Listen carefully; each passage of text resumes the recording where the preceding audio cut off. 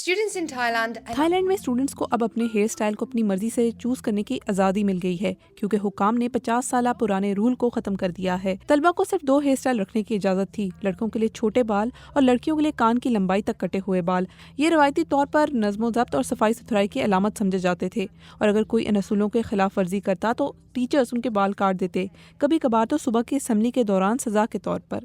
لیکن اب یہ ختم ہو گیا ہے، کیونکہ عدالت نے فیصلہ دیا ہے کہ 1975 کی یہ ریگولیشن انفرادی آزادی کی خلاف ورزی کرتا ہے اور آج کے معاشرے کے مطابق نہیں۔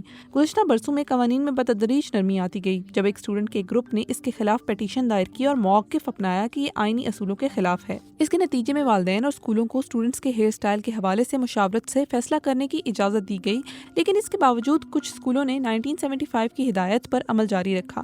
کچھ ایکٹیوسٹ نے کہا کہ انہوں نے یہ جدوجہد اپنے جیسے بچوں کے لیے کی کیونکہ وہ بھی ماضی میں انہی پابندیوں کا سامنا کر چکے تھے، اور مزید کہا کہ اگرچہ یہ ناممکن لگتا تھا لیکن ہم کچھ کرنا چاہتے ہیں۔ مجھے امید ہے کہ اس عدالتی فیصلے سے بنیادی انسانی حقوق کے حوالے سے ایک نیا معیار قائم ہوگا۔